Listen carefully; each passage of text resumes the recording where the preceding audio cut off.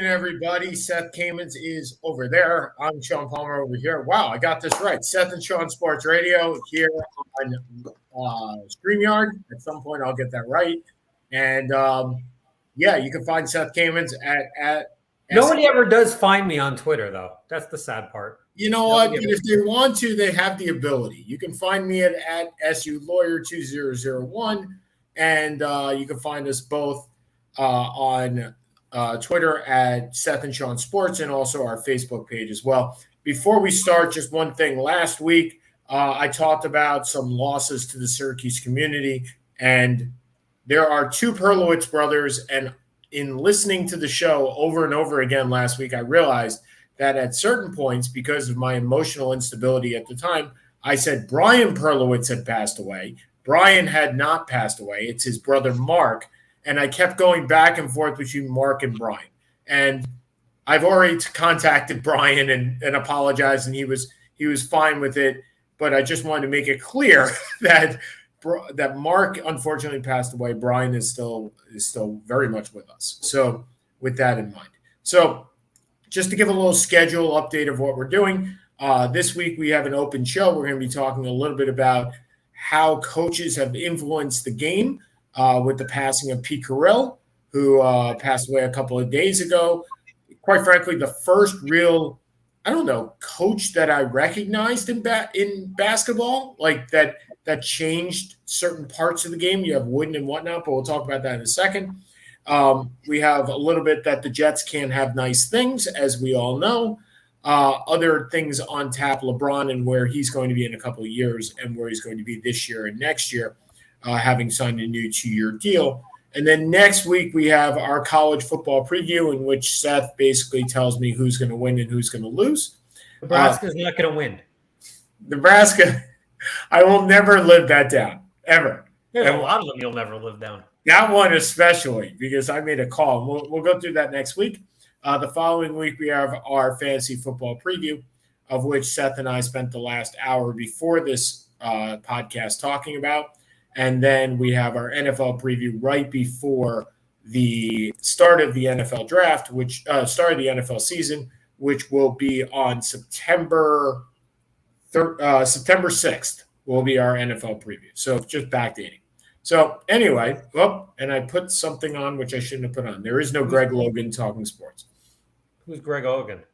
Greg Logan's a writer from Newsday, actually, that I grew up listening to. Gotcha.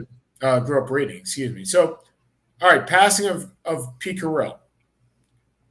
He's not not Steve Carell, Pete Carril.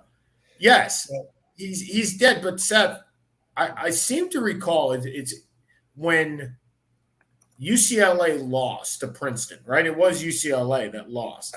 And all of a sudden we heard about the Princeton Offense, right? And I know the Princeton Offense has been around forever, but it was really the first time I had ever heard of an actual offense being attributed to one man. And we get this in the NFL, we get this in Major League Baseball where there are certain shifts and certain defenses, and we talk about the run and shoot all the time. But talk to me about what the Princeton offense was, because I certainly don't remember it, and how it influenced the game, because I'm not really sure I even understand it to the extent. Well, because you didn't go to Princeton. Neither did you. Well, I'm not very smart. So, but you're wrong. It didn't become prevalent with the UCLA win. No, I'm sure it became prevalent way before that. I just don't know. That's not the most important game of Pete Carril's coaching career. Okay. The most important game is the one he lost. Okay, so talk to me. So for those of you who don't remember this, and some of you will, some of you won't. Which includes me, obviously. Yeah, I'm surprised, actually, that you didn't come up with this. So until UMBC beat Virginia, no one had ever beaten a 16. And for the most part, no one had no one had really been close for a long, long time. In 1987, 88, something like that. That's before that's before I really started watching college basketball. Yeah, but this is pretty well known. Okay. Princeton was the 16 seed, and they played Georgetown.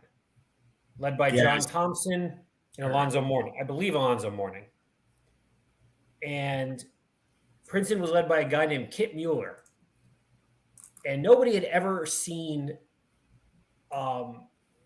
Princeton play. Princeton was really, I don't know how long Carril had been coaching before, been coaching at Princeton until, I guess he'd been coaching for a long time before then. But he was never relevant for all intents and purposes. And I hate to say that, but that's kind of the truth. Princeton, the game was on ESPN, and Princeton was up 7 at the half. And ESPN was, this is to give you an idea how far back, ESPN was televising the game. John Saunders was doing the halftime. I remember this. And no one could speak. So they were all so confused. And what happened was they ended up losing 50-49. And Mueller had a shot to win it, and the shot was blocked. And there was a big controversy whether it should have been a foul on the shot or not. And that was the beginning of the relevance of Pete Carril. And what's so interesting is so many of the coaches, and you talk about the offense. So the offense is a lot of cutting and backdoor passes and back picks and stuff along those lines. It's kind of a 1-4, and people are doing picks, and it's constant flow, constant movement. It's a nice offense to run if you have the right people to do it. So what do you hold on before we go there? Number one, he had been coaching 22 years before that game. So I just found out, right? So you started. Nobody knew, right? Unless you were a basketball dog. No, I'm just saying, like his most famous. Relevant. Right, he became relevant. So hold on. So so you're saying there's a lot of back. Look, I ran motion offenses when I was a kid too, and my question is, you said, provided you have the type of personnel to run that offense, what do you need? What? Not ISO guys. This is not an ISO offense. So there's people constantly moving, constant motion, back picks, people going all around, they're trying to pretty much set up mismatches. Okay. And so it became popular with the loss in '89 to Georgetown. And for a couple of years, Princeton, instead of getting 16 seeds, based on that, was getting 12 or 13 seeds. And we're giving teams really fits because they went to like 8 or 9 or 10 NCAA tournaments during that time. And the big one, which you said they were kind of waiting for them to finally win one. In 95, they played UCLA, led by Toby Bailey, who were the defending champions. 96. They won it. Okay. 90. Okay. Yeah. 95, they beat Arkansas in the final. 96. And they won 43-41 on a backdoor pass, which all of us have seen ad nauseum. You've seen this, Sean, before. Yeah. To finally give Carril his big win. And ironically, after that win, he retired. And he became an assistant coach with the Sacramento Kings and Rick Adelman for 10 years. Yeah. And when you think of those great, and it's hard to believe you putting great and Sacramento in the same sentence, but the late 90s, early 2000 teams was perfectly set up for this. Because look at who was there. Bibby, Bobby Jackson, Chris Webber. These were not ISO guys. And Vladi, right? Vladi, I like the potty. And Peja. You just had guys that would move around and would they were good passers. Everybody on that team was a good passer. That was the best team, second best team in the NBA for 2 or 3 years. They very well should have beaten the Lakers in 2002. And you look at some of the people some of the people who under him, people who used his offense over the years, and John Thompson III, Georgetown ran it. John Thompson's son, who took over for obviously the great John Thompson. No, he took over for Craig Esherick. Actually, that's true. The man after the man. Yes. You got to be the man after the man. You want to be the man after the man after the man, not the man after the man. There you go. So Bo Ryan coached at Wisconsin. Tony Bennett, for all intents and purposes, at Virginia. That's what they run, and he won a national title with it.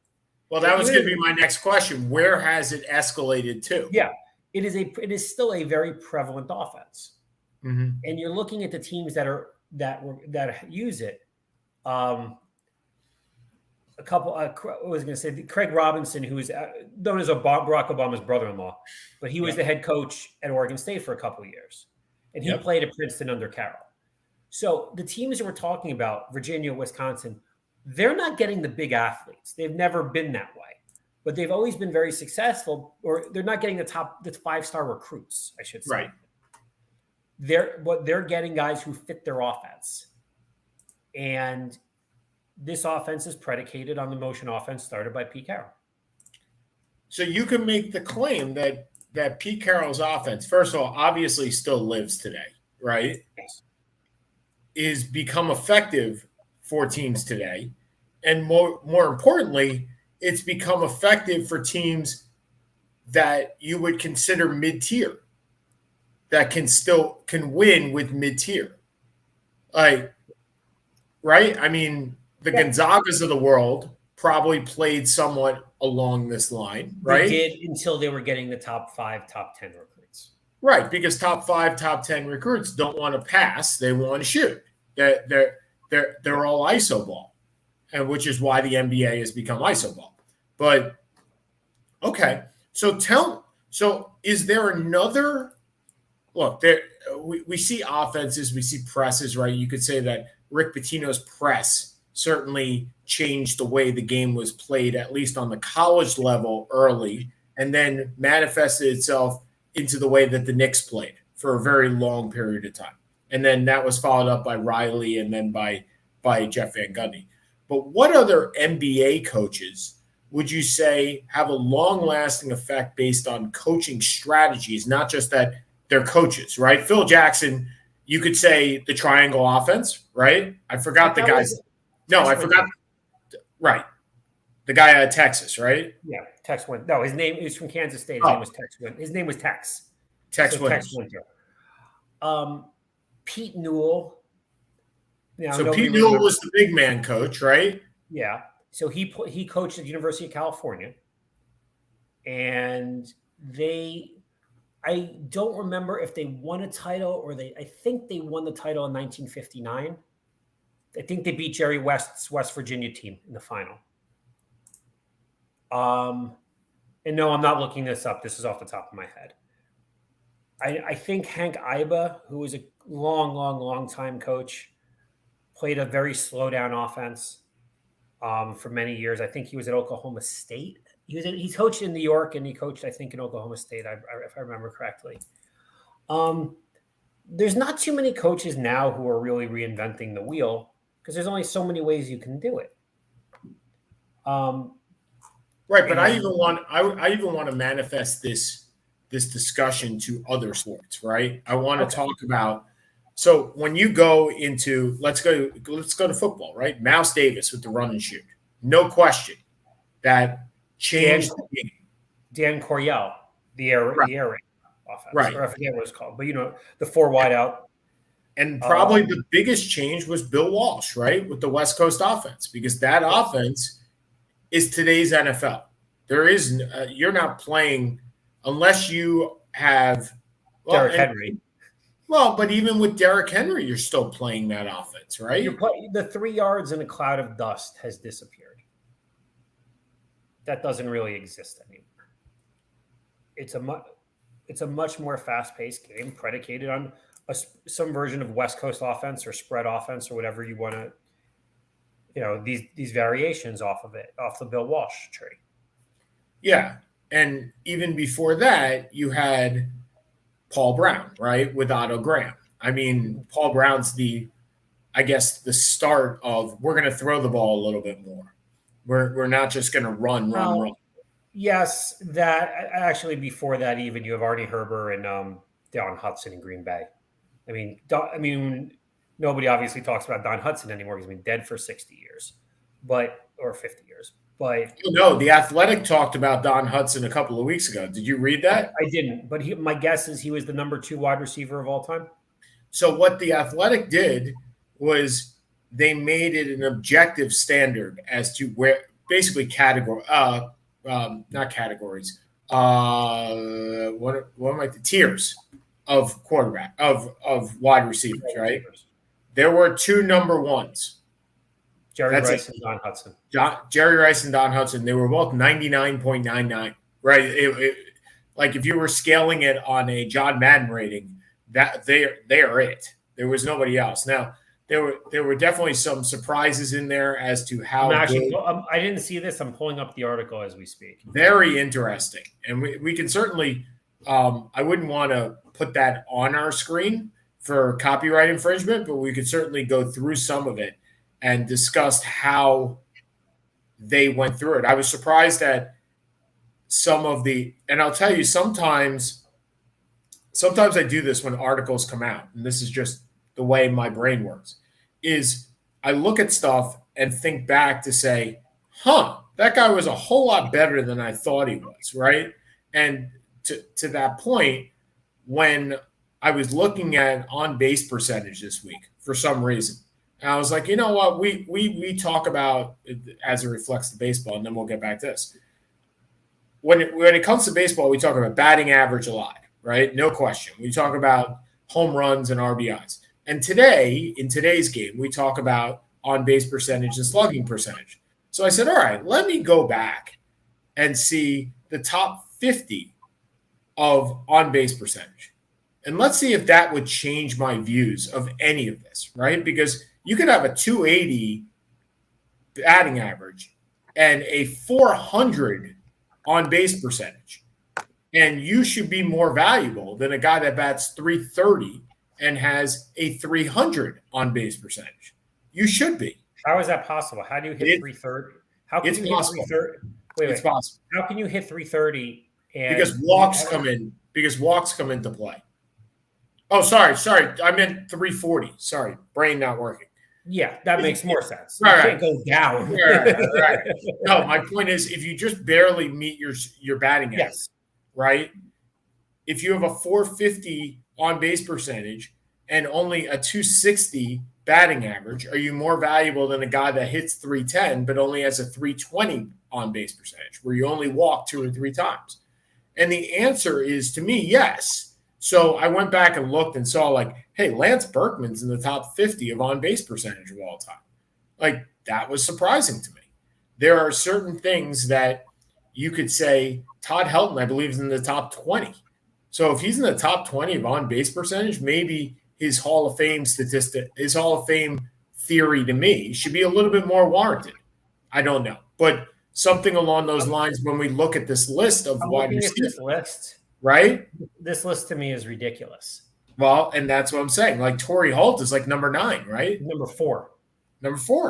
But what I'm looking at is the reason I think it's ridiculous. I'm looking at the top 30. Yeah. And they're all recent guys, right? Yeah. There's only 2 wideouts pre-1975, pre-1980. I mean, so to me, and that's Don Hudson, who's tied with Jerry Rice at number 2. And look, based on none of us saw Don Hudson play, just like none of us saw Bill Russell play. Based on everything we've seen and heard, Don Hudson is a top 3 wide receiver of all time. Yep. Most people have him at 2. Yep. But I'm looking at this, there's the number 20 is Lance Allworth. That's it. Again, Harold Jackson. I don't even remember Harold Jackson. Who the heck is Harold Jackson? You sure it's not Harold Carmichael? Yeah, that's what I was thinking of. Who the heck is Harold Jackson? I'm looking it up right now. Harold Jackson. The Eagles? He played from 1968 to 1983. He played for the Eagles, the Rams, and New England. I don't even remember him. He led the league. He led the league in yardage 2 times. He finished with 579 catches and 10,000 yards for an average of 17.9 yards per catch. And he scored 181 touchdowns in his career. What? He made the Pro Bowl when Pro Bowls mattered. Wait a minute. He scored 180. Sorry. No, that's wrong. Sorry, wrong column. Wrong column. Hold on. He had 76 touchdowns. Sorry, wrong column. If he had 181 touchdowns, I'm pretty damn sure we would have heard of him. Yeah, and wrong I'm column. pretty sure he would be. Yeah. So he made the Pro Bowl 5 times, and the Pro Bowl mattered, right? He was All-Pro, first team once, second team once, finished second in the MVP in 1973. That had to be OJ, right? Yeah, it's OJ's 2,000-yard season. By the way, are you impressed that I remembered that was the year OJ? That is impressive. I got to get some props there. I'll give you some love. So, but that's who he is. I mean, but here's the thing, Seth. When you're making, I mean, obviously this is based on stats, right? It has to be, right? It's objective. It's not subjective. So it's based on some metric. And the metrics of receivers are much better in the last 30 years, just because the game has changed in the last 30 years. I mean, you can say Lynn Swann was better than half of these wide receivers are on this list. But the only way you know that is, A, you saw Lynn Swann in the Super Bowl, and B, you watched Lynn Swann on a daily basis. Because if you look at the papered Lynn Swann's not a Hall of Fame wide receiver. Not the even paper, close. right? John Stallworth is not a Hall of Fame wide receiver and didn't make it for, I don't know, 10 years? I mean, yeah. Right? On paper, if you go before 1990, there are probably only 2 or 3. And I'm not sure Hudson's one. Hudson gets in because of his touchdowns with 99 touchdowns. But the 2 guys that I'm thinking about based on paper are Steve Largent and Charlie Joyner. And maybe Art Monk. Like, that's it as far as stats. And if you want to tell me that one of those 3 guys is a top 5 wide receiver of all time, I will start laughing, because they're not. They're accumulators. Those 3 guys accumulated stats. Steve Largent caught more 5-yard outs than I have ever seen any wide receiver in football history. That was his game. That was Charlie Joyner's game. So they made the Hall of Fame based on accumulation of stats. They are the Don Suttons of the NFL. But before the 1990s, maybe 1980s, you couldn't put any wide receiver on paper and say they make a Hall of Fame. The game was just different. Yeah. So no arguments. Now here's the question. Based on that list, and I know you said that list is trash, but let's talk about the list itself. Based on that list, does that change your theory on whether Torrey Holt's an actual Hall of Famer? Well, I thought if Henry Ellard was a Hall of Famer, or Isaac Bruce was a Hall of Famer, then Torrey Holt was a Hall of Famer anyway. Okay. You know my feeling. I'm not a feeling. I'm like Dion. I'm not a big Hall of Fame guy. Although your argument about it with baseball did change my mind a little bit. That the Hall of Fame should be a museum. Okay. And no more of a look. The museum in Canton is just a museum because that town is underwater. So if there's anything, it's a museum. But I mean, I want the best. To me, maybe you do have the pantheon of greats, but I don't know how you can tier a Hall of Fame. But like, there are players. When you think of the great 5 to 7 to 10 wide receivers of all time, you think of Hudson, you think of Rice, you think of Moss. Yeah. You want to put Terrell Owens there? I mean, look, Owens, you think of Lance Allworth maybe. I mean, but you're not thinking of the guy who's number 28 in catches and number 37 in touchdowns. And you're not thinking of Art Monk, who was a nice player, and Charlie Joyner, who was a nice player. Those are Drew Pearson, who got in after 35 years of seemingly just frustrated about not getting in. I was going to say bitching and moaning, but so did Harry Carson. Same deal, right? Yeah. Yeah. I mean, at least Harry Carson, to me, though, was the second best inside linebacker of his era behind Singletary. So I kind of get that. That argument has a whole. Again, I'm a Giants fan, and it's a little different, but it holds a little bit more water to me. Well, there's also the thing. Remember that the NFL requires 4 guys to get in every year, Yes.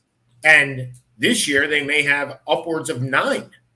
So if you heard today, I think it was today, it may have been today or yesterday, they announced that the seniors had been selected up for election, right? But interestingly, I didn't have a huge problem with them. Chuck Howley, I was surprised wasn't in the Hall of Fame to begin with. Flacco, I don't know if Flacco is good enough to be in the Hall of Fame. I don't know. So me talking about Flacco is you talking about Carson, right? I mean, it's not fair for me to do that. Look, I would love to be the Peter King presenter for Joe Flacco because I certainly believe he should be in the Hall of Fame. But there's a reason why the presenters are generally from the hometowns because they are biased. Like that's what they do. They are giving their best spiel. No other defensive lineman has made the All-Pro team at both tackle and defensive end, and Flacco did it. And made it as a defensive end? Yeah. Yep. And Flacco led the league in sacks the year before they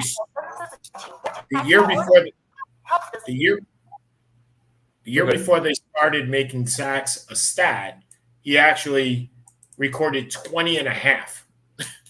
So was that with Gastineau on the gangrene, or is that before that? That was the sack machine with Gastineau, Lance Mel, Marty Lyons. I love that team. That was a great team for me. But yeah, Ken Riley. I mean, I'll be honest, I don't know enough about 65 interceptions is a lot of interceptions. Nice number, but Howley it's more than Deion.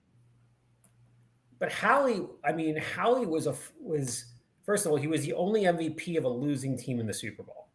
Yep. And I'm just looking this up. He was 5 consecutive first-team All-Pro. When All-Pro mattered, yeah. When All-Pro meant something. Well, not Pro Bowl games, All Pros.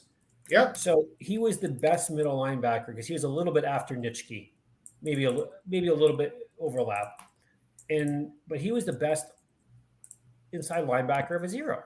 So I have no problem with him getting in. It's an era, just like we talk about. To me, you should be the best among the best of your era. And Howley was. So I got no argument. No, I don't have I'm just saying, as we were just talking about with Joyner and with Largent, and first of all, they let in 20 players last year, like just as the centennial, right? Was that because of COVID? So they had no. So what they were trying to do was Rick Gosselin of, I believe he's the Fort Worth Dallas Morning News. He had proposed, hey guys, we haven't we shortchanged the guys in the 50s and the 60s. Like we just do, because none of us saw them. So let's rectify that. And let's have this centennial class where we put in guys from the 50s and 60s. We just open it up, right, as a centennial class. Yeah, that didn't work because only 4 out of the 20 were from the 50s and 60s. And what Deion's saying is that it watered down the Hall of Fame, and he's not wrong. No. Look, there is a reason, Harold Baines notwithstanding, there is a reason why Cooperstown is known as Cooperstown, and it is the Baseball Hall of Fame, as opposed to the NFL Hall of Fame, as opposed to the Basketball Hall of Fame. I think you get a lot more symbolism when you say you're going to Cooperstown. I just do. I think it's a higher bar, Harold Baines notwithstanding, than the rest of the Hall of Fames, because it's what you've done in baseball, on the field, in the major leagues. It doesn't count Japanese leagues. It doesn't count what? It doesn't count college. Like Sadahara O is not in the Baseball Hall of Fame. He's not. Because guess what? He didn't do it in Major League Baseball. Ichiro is going to make the Baseball Hall of Fame. First ballot, no question. But imagine if they included his Japanese stats. He would have killed Pete Rose, right? So I think it's just a higher bar, and I think that truth be told, Dion's right. It is a watered down system. Yeah, it is. And look, and this is going to be the most interesting Hall of Fame case we're ever going to see is Eli Manning.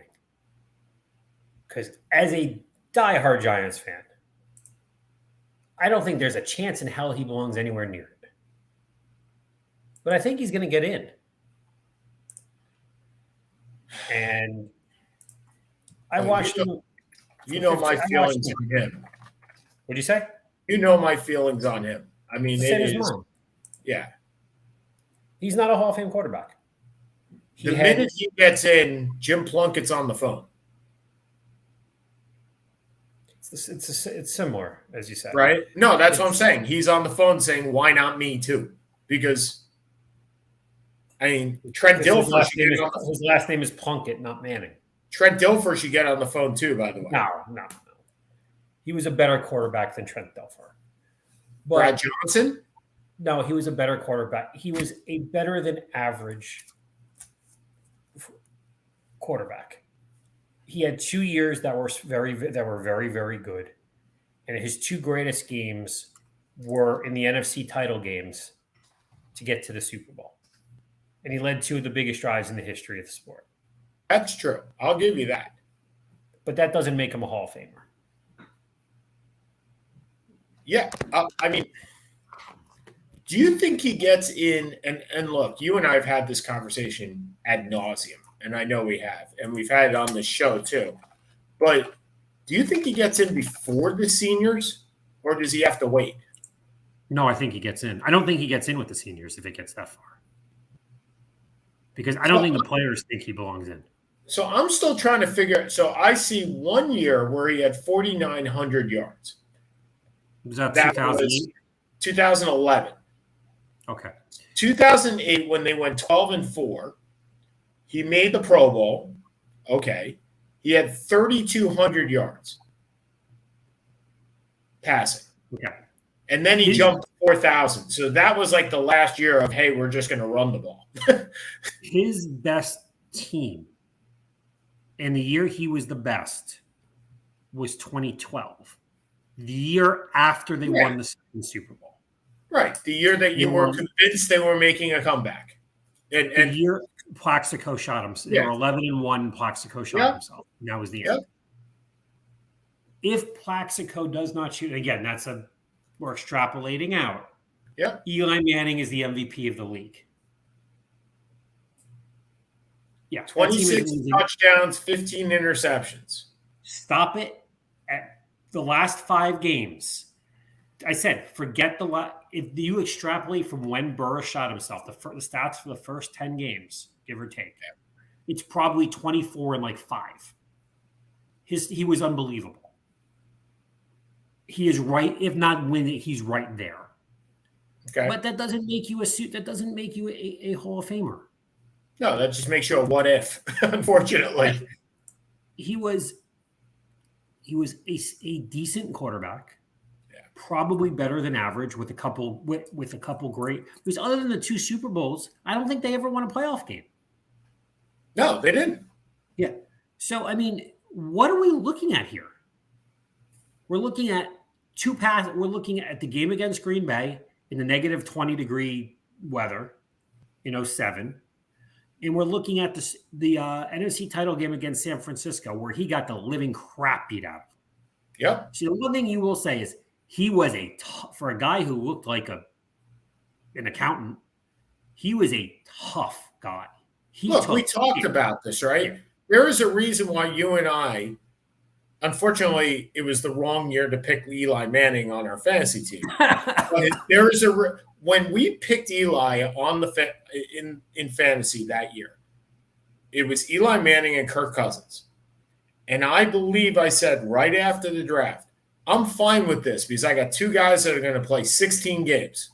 It does not matter as long as they are decent for 16 games.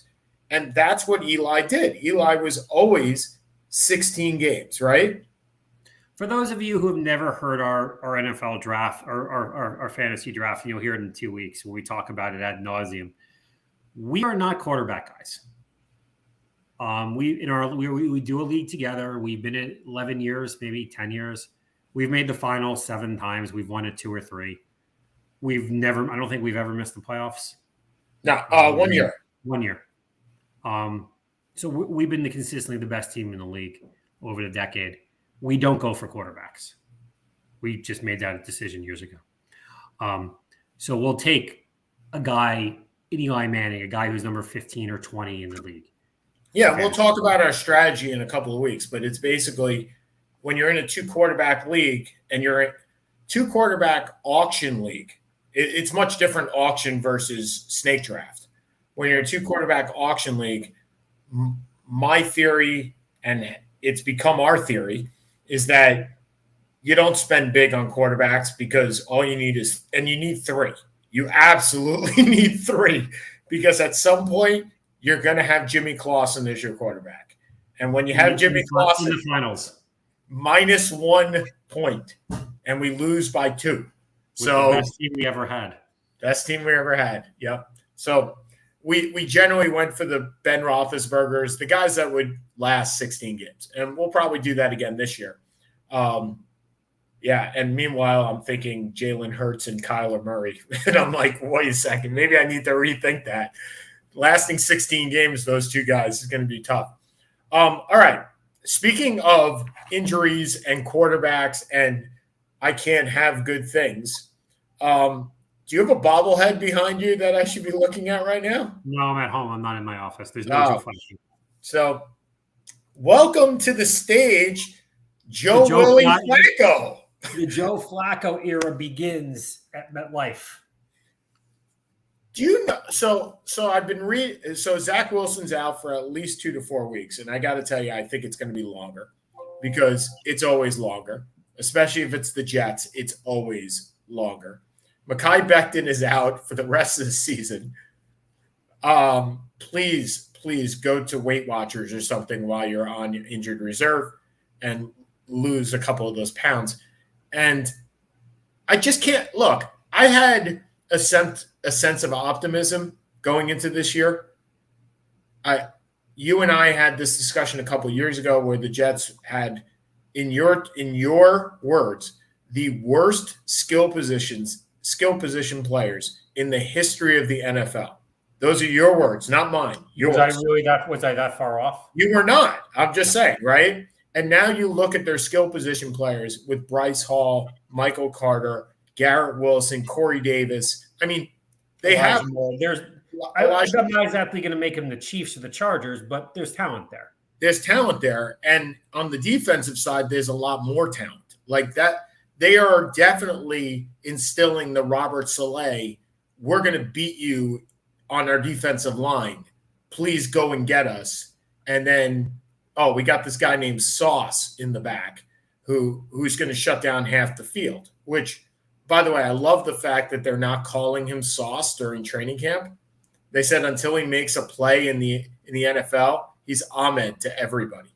Everybody in the whole entire locker room is calling him Ahmed, which I think is fantastic.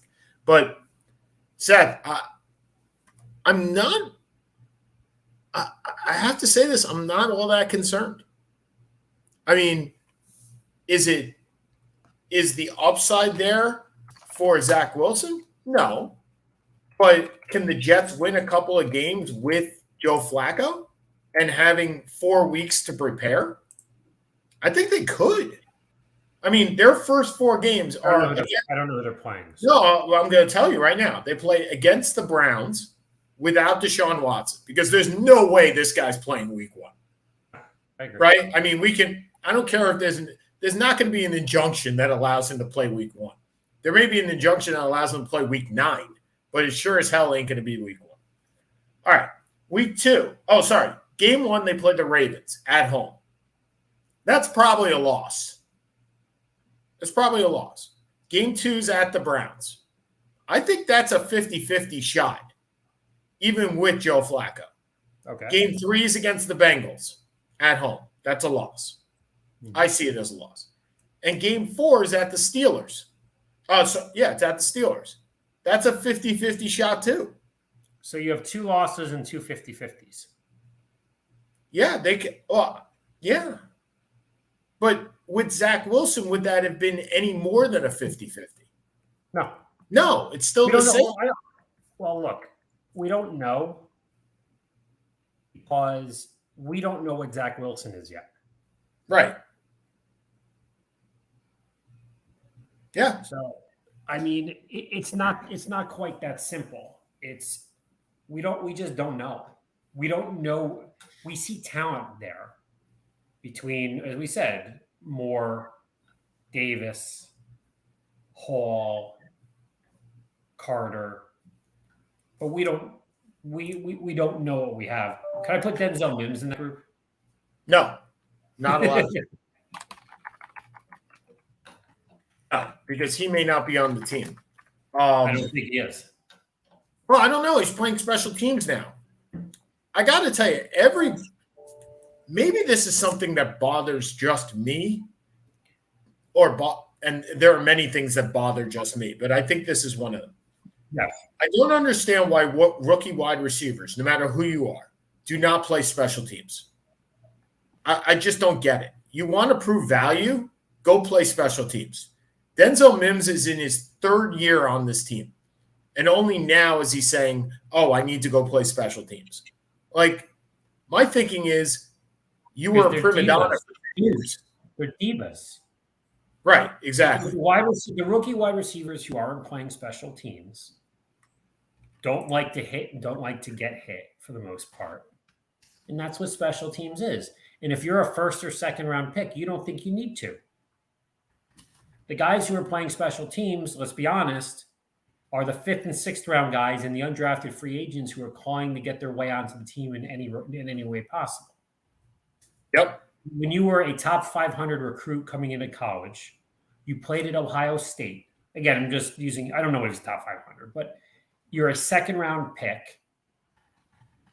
You're not you may be expected to return kicks, but no one's going to think, I'm not crushing him on this. No one's going to think that a second round pick is going to be breaking up the, what do you call it? The wedge. So you're with him on this. You think that it's fine? I think, look, I have no idea whether he was willing to, and they said, we don't want you, you're too valuable, or they said, we'd like you to do this. And he said, F no. Right. You do what the team asks you to do. That's true. And at a minimum, he could have I don't know, has he ever returned punts or kicks? No, not that I know of.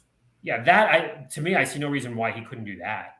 Well, you're a 6'3" guy. 6'3" guys generally don't return punts because you're not a speedster, you're a big guy. Right. He is a big guy that goes down the field. So, yeah, I'm not sure that is in line with what he does. But, yeah, I mean, I'm a little – and we'll get to this in 3 weeks when we go through our predictions. But, I mean, if I had to give the Jets a prediction right now, I think I said the other day to a friend of mine, I'm thinking 7-10. And 7-10 is not success for this team. No. And I'm not sure you're getting the 7-10. New Jersey. Well, that would be a shame. I would be very disappointed if we did not. But at the same time, I completely understand given where we are.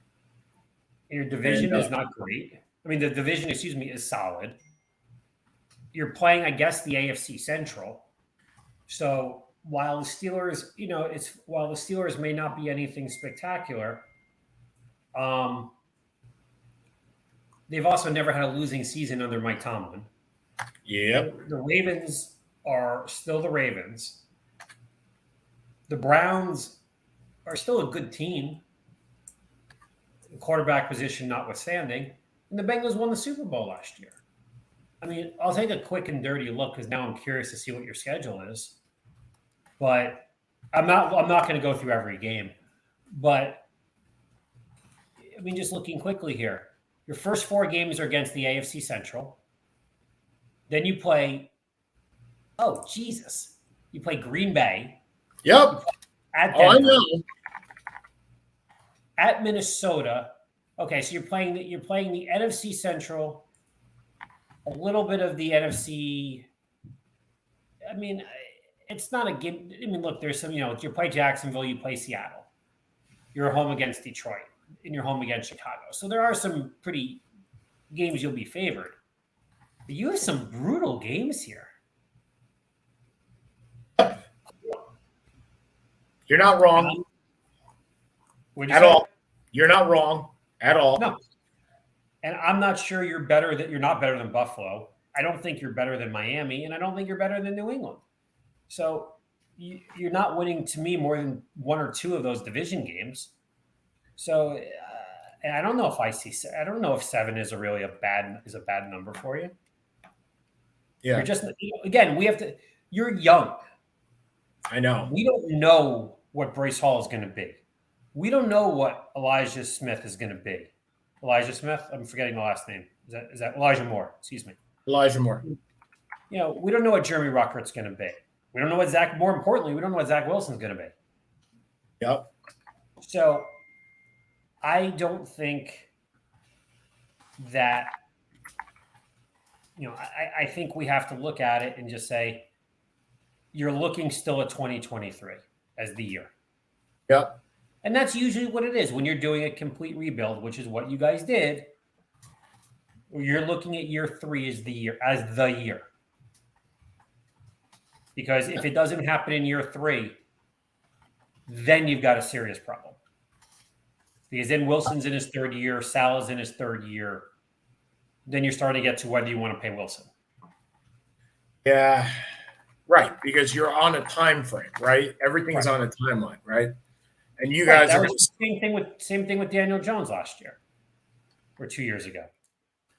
And what happened? Now, again, whether the coaching was bad, and it obviously was, or whether Jones is just not a good enough starter to be starter for the New York Giants, good enough quarterback to be starter for the New York Giants, which it's looking like he's not based on everything I'm reading in preseason.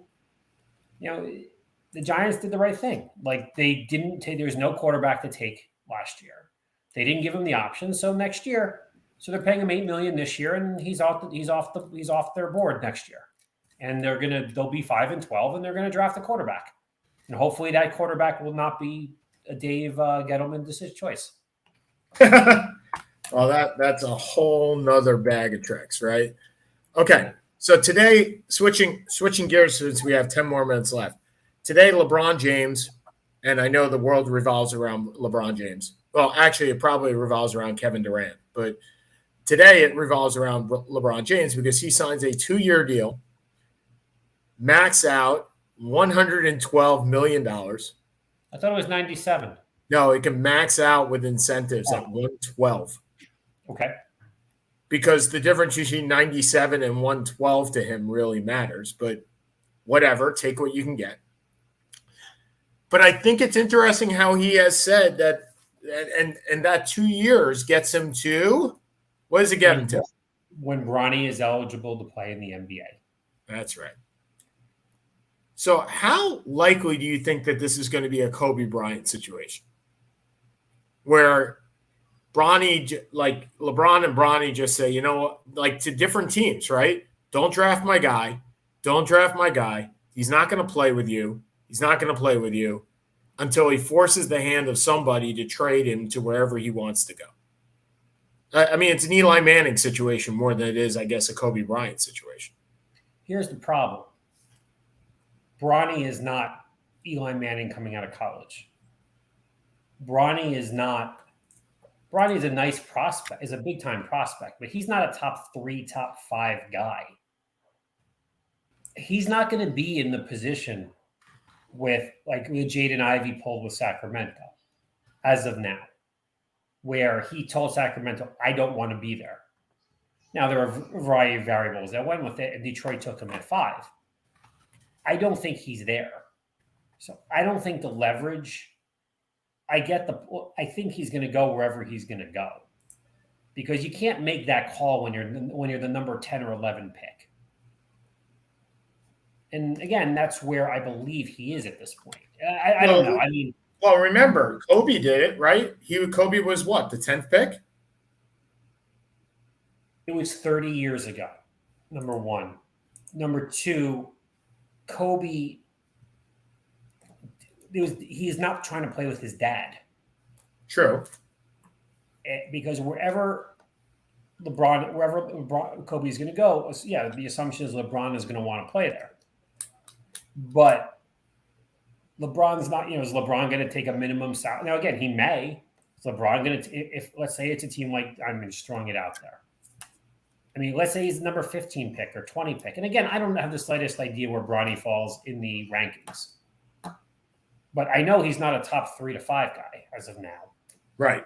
If he's number 20 and the Bulls take him and they have no salary cap and they can only offer LeBron the minimum, is LeBron going to take the minimum?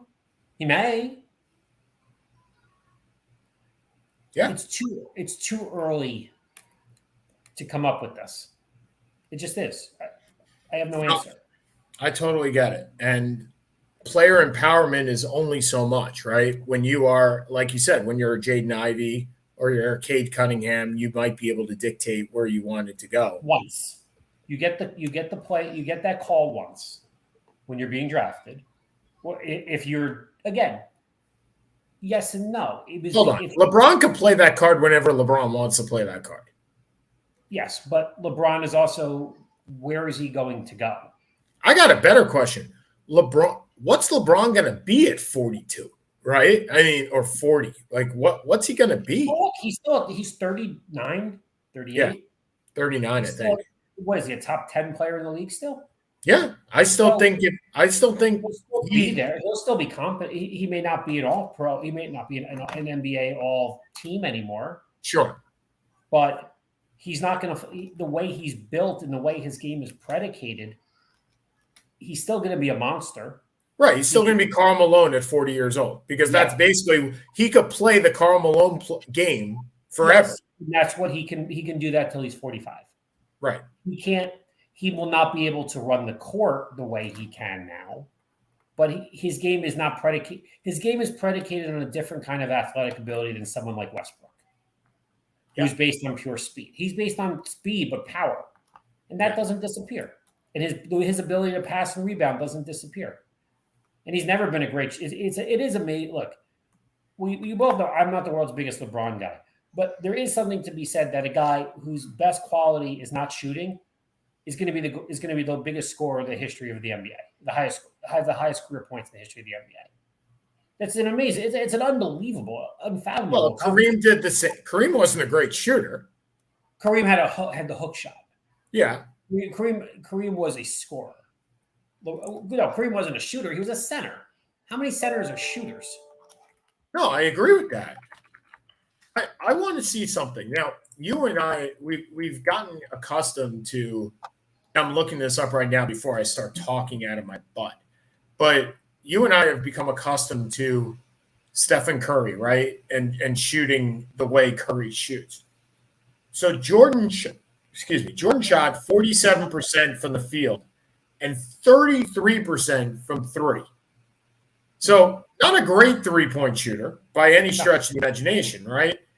And I'm just saying, you just said it was incredible that a guy that is not a great shooter is at that level. I wonder so 49, we just said 49 and 33. So hold on. I wonder what LeBron's at. And I would say it's probably 45 and 33, somewhere in there, if I had to guess. Okay. How about 51 and 35? So he shoots better than Jordan.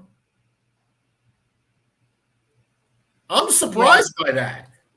Well, he also different game, right? Yes. I would say it's probably a little bit more transitional game than what Jordan had playing, right? Because it's three and run, right? But when I'm not taking you to task on your statement. I'm more trying to differentiate between eras and how I didn't think. First of all, I definitely did not think LeBron shot 51% for his career. And he shot 53% last year. Like, he actually had a better than career year. He shot 36% from three last year. Now, he also shoots only 75% from the free throw line. So there's something to be said for that. But it's just interesting in that manner. Okay, we got 4 minutes to go. Would you like to go first, sir? No, you can run with it. I can run with it. Yeah, Fantastic. I'm trying to think what I want to talk about. That's why. What's that? Okay, never mind. I'm good. Okay, go. I'm going to go very quickly. So as is normally the case, I am flummoxed by Lou Lamoriello, and I am flummoxed by what the Islanders have in the dresser drawer. Because for the whole offseason, Lou Lamoriello, who is the I think he's actually 3-time executive of the year, has kept the Islanders in the dark, or at least Islander fans. Supposedly, there is a 7-year, $49 million contract for Naz Kadri somewhere out there, and then we're going to have to make more trades. Lou, bring it to the forefront, please. You're driving every Islander fan nuts, including myself. All right, that's all I got. Would you sign Naz Kadri to a 7-year, $49 million deal? Absolutely not. No, that's what I figured. Okay. But it also depends on what else we're doing, because there are other moves that need to be made. And the thing is, if you are the Islanders, you are in win. As we said about our fantasy team, we're in win now. We have old players.